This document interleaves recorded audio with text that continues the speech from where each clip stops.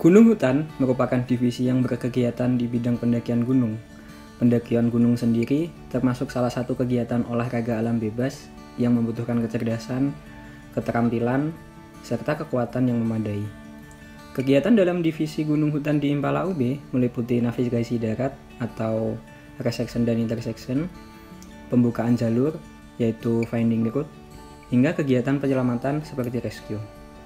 Sejarah pendakian gunung di Indonesia dimulai sejak tahun 1623 saat Jan Carten menemukan pegunungan sangat tinggi di beberapa tempat tertutup salju di Papua. Nama orang Eropa ini di kemudian hari digunakan untuk salah satu gunung di gugusan pegunungan Jayawijaya, yaitu Puncak Carsten. Selanjutnya, pada tahun 1964 tercatat sebagai terbentuknya kelompok pencinta alam di Indonesia yang dibentuk oleh mahasiswa, yaitu Mapala UI di Jakarta dan Wanadri di Bandung.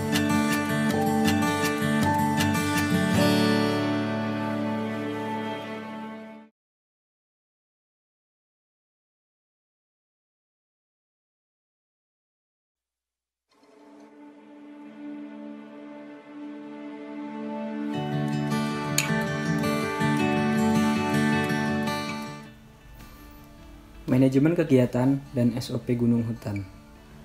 Meskipun sekarang kegiatan pendakian gunung sudah dilakukan oleh banyak orang, tetapi pendakian gunung tetap merupakan kegiatan yang tidak bisa dilakukan sembarangan. Banyak hal yang harus diperhatikan oleh pendaki, terlebih ketika gunung yang ditargetkan untuk didaki adalah gunung dengan medan pendakian yang tidak mudah. Manajemen kegiatan. Yang pertama adalah merencanakan kegiatan. Manajemen adalah proses perencanaan, pengorganisasian, pelaksanaan, dan pengawasan untuk mencapai suatu tujuan. Dalam merencanakan kegiatan, kita harus menyusun. Yang pertama adalah perencanaan, yaitu hal-hal yang perlu kita perhatikan sebelum melakukan perjalanan.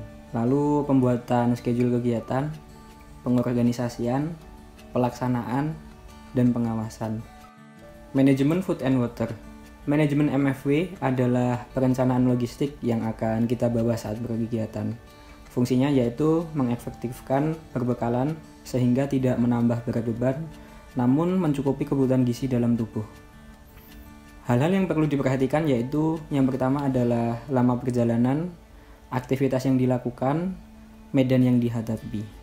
Hal yang perlu diperhatikan dalam mengonsepkan MFW yaitu menu makanan yang disusun harus mengandung karbohidrat sebanyak 60-70%, lemak 20-25%, protein 10-15% dari total energi. Lalu rata-rata kalori per hari usia 19-20 tahun adalah 2000-3000 kalori. Rata-rata kalori per hari usia 19-20 tahun adalah 2000-3000 kalori. Tergantung pada aktivitas yang dilakukan.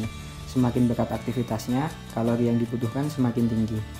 Lalu perhitungan kebutuhan air yang dibutuhkan, yaitu untuk perjalanan 0,8 liter, minum setelah makan 0,2 liter, masak nasi 0,2 liter, masak sayur 0,2 liter, backup 0,8 liter. Total air yang dibawa tergantung pada lamanya perjalanan. Apabila di suatu daerah terdapat mata air, maka bisa mengisi ulang tempat air yang kita bawa. Selain menghitung kebutuhan bahan makanan dan air, yang tak kalah penting adalah kebutuhan bahan bakar yang dipergunakan nantinya, bisa untuk memasak dan lain-lain. Bahan bakar berupa bisa gas, parafin, atau spiritus.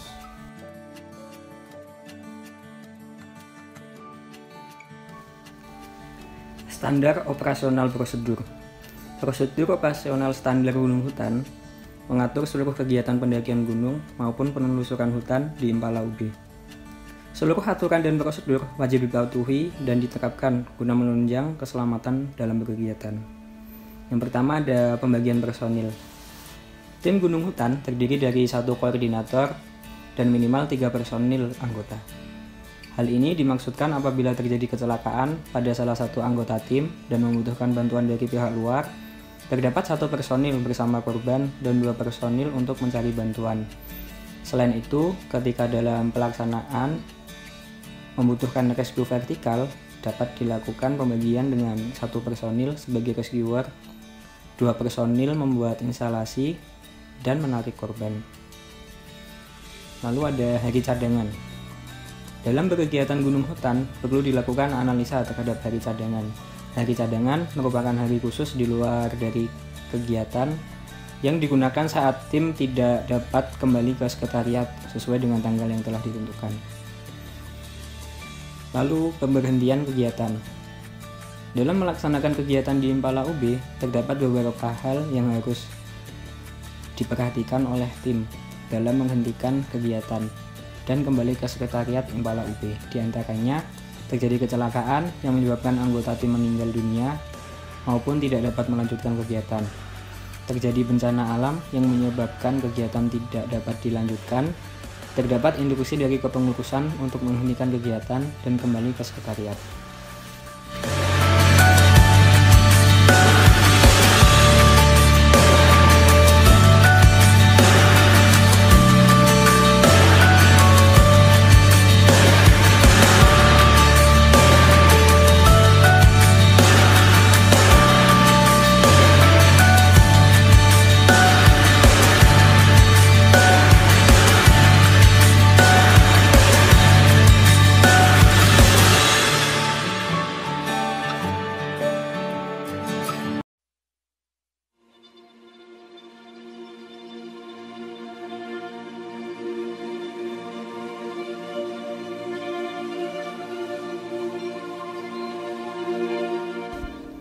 Navigasi darat merupakan kegiatan yang bertujuan untuk menentukan posisi dan arah perjalanan, baik di peta maupun medan sebenarnya. Pengetahuan akan peta serta penggunaan kompas mutlak harus diketahui oleh tim pendakian.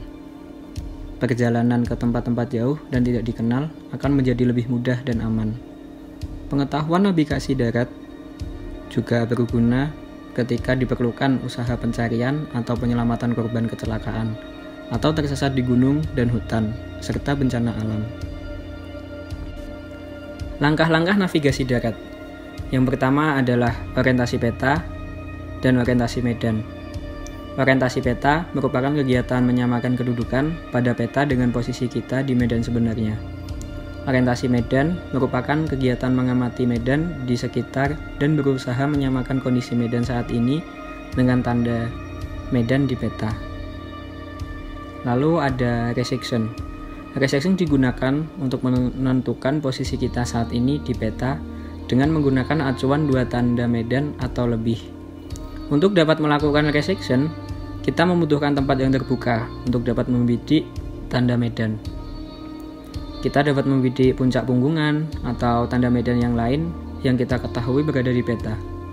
Langkah-langkah resection yaitu melakukan orientasi peta. Yang pertama, cari tanda medan yang mudah dikenali di sekitar kita dan di peta minimal 2. Lalu yang ketiga, bidik tanda medan tersebut dari posisi kita menggunakan kompas sehingga nantinya akan diperoleh sudut azimut. Lalu keempat, cari sudut back azimut dari tanda medan yang telah kita bidik tadi. Cari garis lurus dari sudut back azimut dari titik bidik di peta. Perpotongan garis yang ditarik dari sudut-sudut pelurus adalah posisi kita di peta. Setelah itu, hitung koordinat titik posisi kita saat ini pada peta.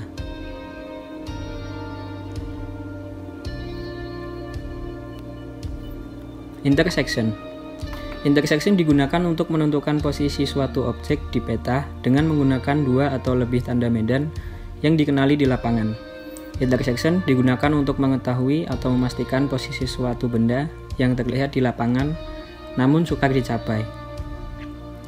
Langkah-langkah intersection yaitu lakukan orientasi dan pastikan posisi saat ini dengan melakukan resection. Bidik objek yang diamati menggunakan kompas untuk mengetahui sudut objek. Pindahkan sudut yang didapat ke dalam peta dari titik posisi kita. Bergerak ke titik posisi lain minimal sejauh 250 meter dan pastikan posisi yang baru ini dengan menggunakan resection. Bidik kembali objek yang diamati. Lalu pindah sudut yang didapat ke dalam peta dari titik posisi kita. Tarik garis lurus dari sudut yang telah kita bidik dari dua posisi yang berbeda tadi. Lalu yang kedelapan, perpotongan garis perpanjangan dari dua sudut yang didapat adalah posisi objek yang dimaksud. Setelah itu, hitung koordinat titik posisi objek yang dimaksud pada peta.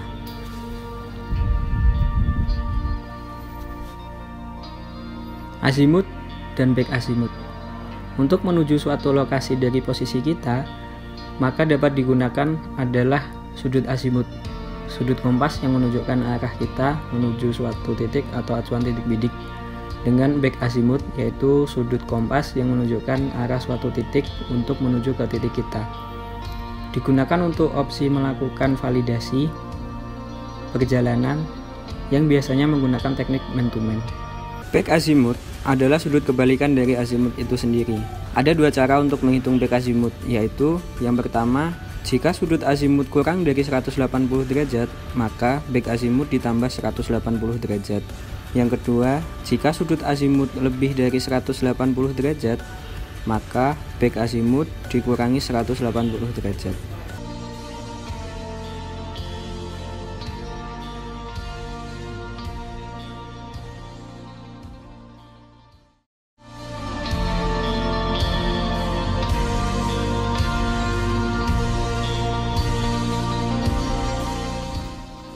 Penyakit-penyakit yang umum di gunung hutan.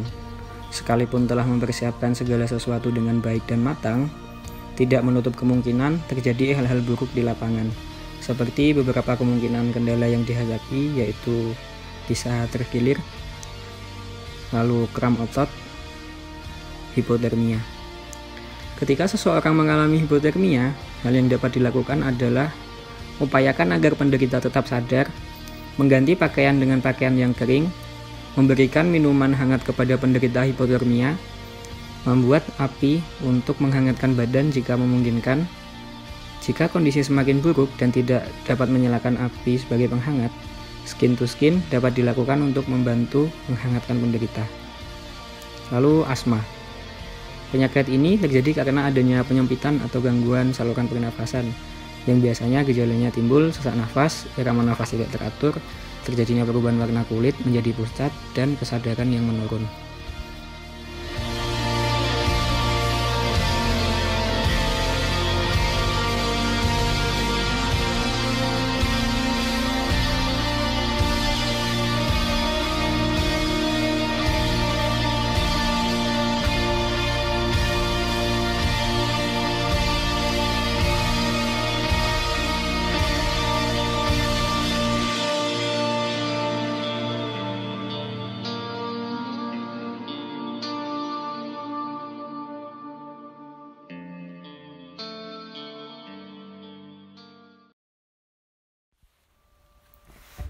Pengenalan alat.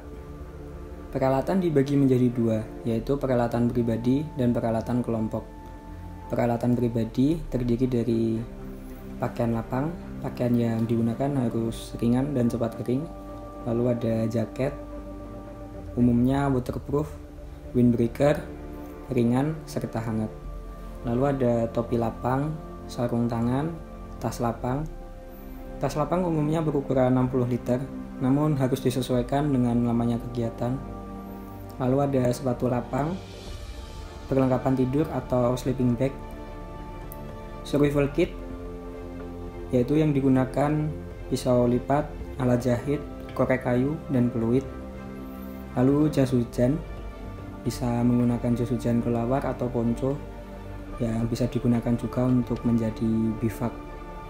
Bivak adalah tempat perlindungan yang cukup nyaman dalam keadaan darurat. Lalu ada obat-obatan pribadi, senter atau headlamp. Itu pribadi terdiri dari webbing, karabiner berpengunci 1, perusik 2, karabiner tidak berpengunci 2. Lalu matras, alat tulis 1 set. Alat tulisnya yaitu pensil, penghapus, penggaris, dan busur. Lalu setim. Setim berupa tramontina atau parang yang digunakan untuk menebas semak belukar ketika membuka jalur. Lalu tenda 1 set, Set rescue team terdiri dari tali utama, blocker, deskender, webbing, karabiner berpengunci, dan pulley. Alat masak satu set yaitu berupa nesting dan kompor, dan peta dan kompas. Lalu yang terakhir adalah P3K.